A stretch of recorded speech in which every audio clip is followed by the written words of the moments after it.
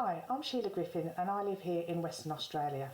This year I've set up my own business, Sheila Griffin Mathematics, and I support primary schools in all aspects of maths. So this year I've done work with planning, looked at data and assessment, worked with school leaders, delivered targeted professional learning to schools, and more recently I've actually run quite a few parent workshops. So today's session is about mathematics and picture books in early childhood. So something I have changed about the way I teach mathematics, and especially when I'm out in schools delivering targeted professional learning, is actually incorporating that greater use of picture books. And the research that led to this change has actually come from various sources, as well as obviously working in my own classroom, but lots of research and different types of material that I've used. So this is one particular resource that I've used, the Engaging with Mathematics Through Picture Books, printed back in 2017 by these mathematicians. So their research basically accumulated with that we need to have that meaningful context for our children to be able to learn maths concepts and skills. We need to have that maths literacy, that's so important to have that development. And our children need to be able to do problem solving, reasoning and thinking, so our picture books can support us with this. And we need to improve the attitudes towards mathematics. As we all know, many of our young learners have a real negative attitude towards maths. So if we can ignite some passion and some engagement in mathematics through our picture books, that's great. So then we will have that active engagement. Other research that I've used is Jenny Marsden. So Jenny Marsden wrote this article a few years ago. And if you're interested, it's called Identifying and Using Picture Books with Quality Mathematical Content. You can get this through the AAMT website. What I like about Jenny's work is that she produces this framework, and she uses this framework when she is selecting books and puts them into these three categories: perceived, explicit and embedded. So our perceived books are written to entertain, and any mathematics that comes out of them is purely unintentional. Our explicit are the books that are written to teach a concept, and often these books are books that come along with some sort of program that schools have purchased. And then our embedded, these are books that are also written to entertain, but the mathematics is embedded within the story.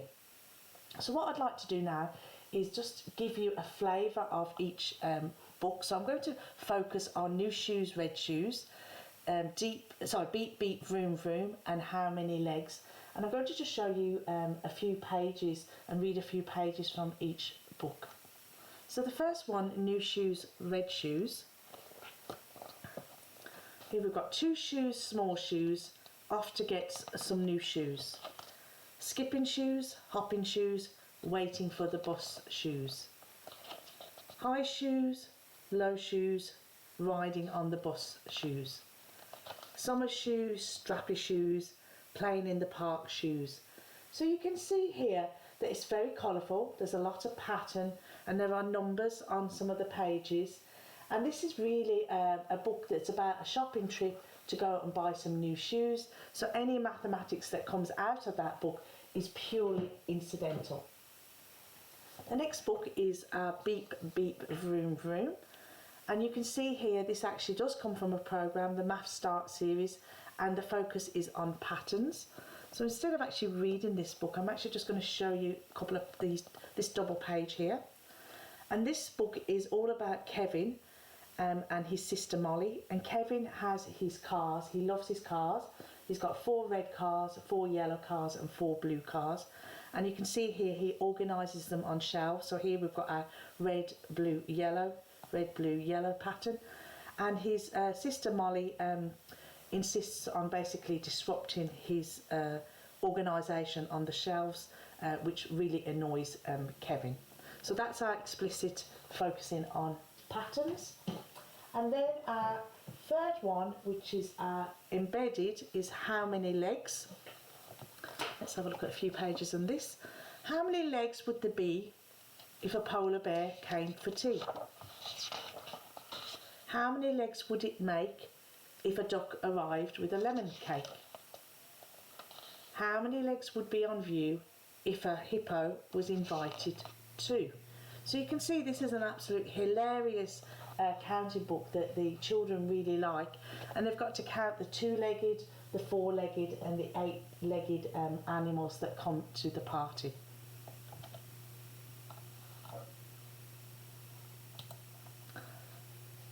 So let's have a deeper look at these three books and how it worked in the classroom and how it worked with the teachers. So this is the first one, New Shoes, Red Shoes. So remember, this is the one that is perceived. So there's the author and illustrator and publication details if you're interested in this book. And here is what a teacher set up. So she introduced a provocation where the children were given a box of shoes, and in the box there were different types of shoes, different colours, sizes and styles, and the children had to describe the shoes according to the attributes.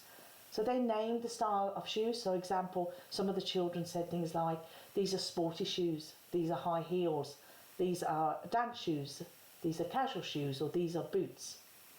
So the children grouped the shoes by similar attributes. And then the teacher went on to set up a shoe shop and made it very authentic. So she had the shoes and she had the shoe boxes, she had price tags, the cash register and the pretend money for the children. And she extended the children's skills in sorting, matching and classification by actually having one shoe on display and the other in a storage area.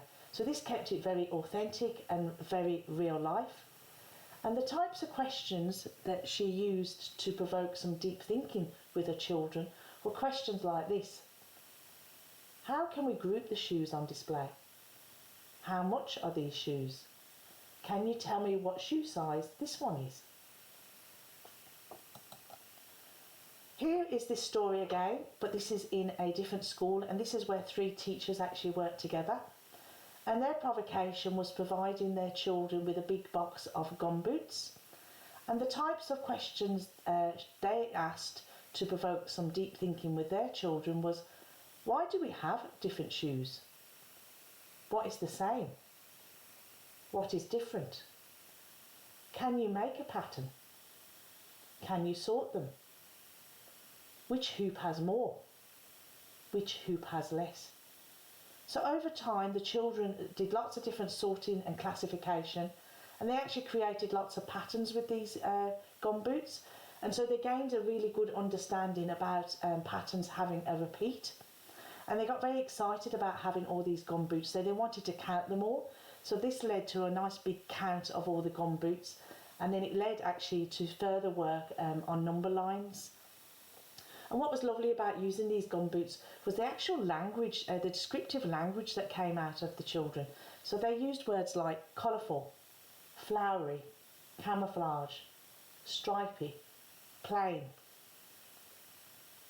And there was a great discussion on about who should wear the pink boots. So these teachers in these schools then went on to create various learning spaces for the children to really practice that sorting, classification, all that description work. So over time, with all these different learning spaces and opportunities, the children became much more sophisticated with their classification, describing their sorts in much more detail.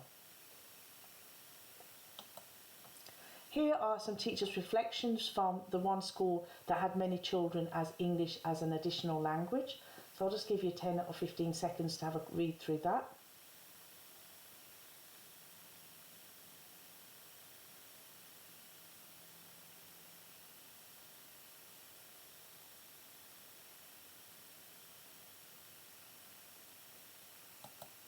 Okay, so let's move on to our explicit book, Beat, Beat, Vroom, Vroom. So this is an older book, and there's the author, illustrator and publication details again. So as you saw in the double page that I showed you, that Kevin has his cars in that red, blue, yellow sequence. So I'd just like you to take a moment to think about if you've got red, yellow and blue counters to represent the cards, great. If not, you might have pencil and paper and just use R, Y and B. So create some patterns or jot down some patterns that may be in the story, and I'll discuss that a little bit more later. And what would you want to hear your children saying, and how would you get your children to record their patterns? So I'll just give you 20 seconds to have a little play with that.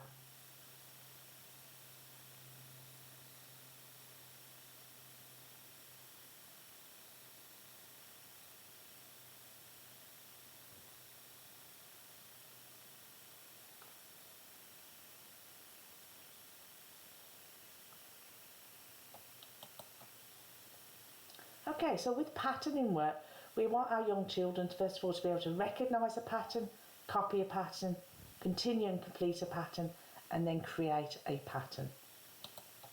So how was this done in the classroom? So I was working with children at the time in the classroom. So I managed to source some realistic cars.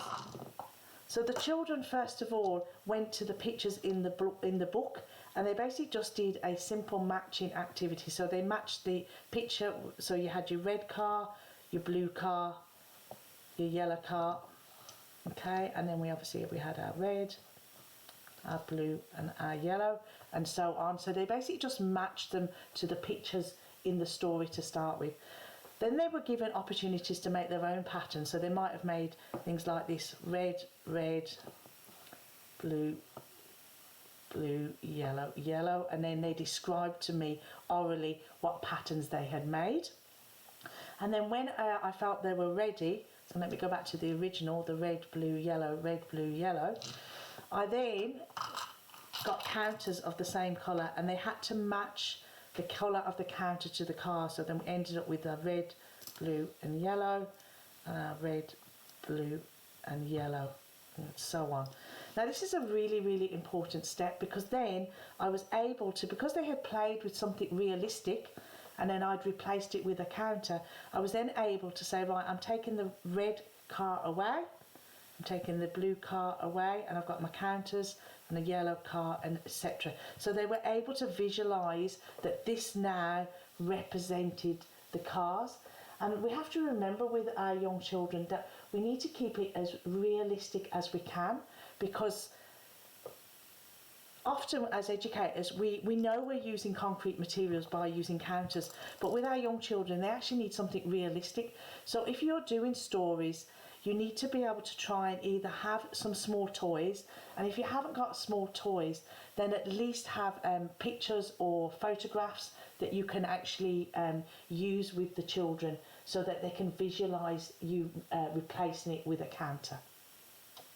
Okay, so here we can see the students then did that matching as I just described, using the cars and the pictures in the book. Here they were just at their own tables, creating their own patterns, so their book was taken away and they were able to, like I said, describe the patterns that they had made. So here are some of the patterns that were demonstrated in the book. I wonder if you had any of these as you did your ponderings and wanderings and your jottings, or using your counters a minute ago. So we have 3 patterns that are demonstrated in the book: the ABC pattern, the AABBCC pattern, and then the AABCC. So we want our children to be able to see those repeats.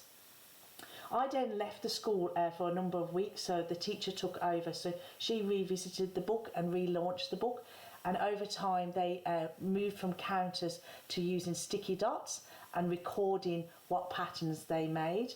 So you can see some work samples here where the child on the left has done used the sticky dots and got an AABC pattern, and then used red, yellow, blue, and then red, yellow, yellow, blue. And then on the right hand side we've got our 1, 1, 2, 3, our AB pattern, and then our colours, our yellow, blue, red pattern. So that's what she developed over time by working with that book. Okay, now on to our embedded book, How Many Legs. So again, there's the author, illustrator and publication details for you if you're interested in this book. So what happened here is that the teacher created a small world of animals, and then she asked questions like this to provoke some deep thinking. How can we sort these animals? What is the same? What is different? What else could we find out? What are we wondering about? How many legs are there? Now, this particular teacher had done quite a lot of planning, and because her idea and her plan was basically to set up a vet in the classroom, but the children loved the idea of a party so much that she decided to run with their interest. So she changed it from a vet to a party scene. So the children brought in their own stuffed animals so that they could attend the party.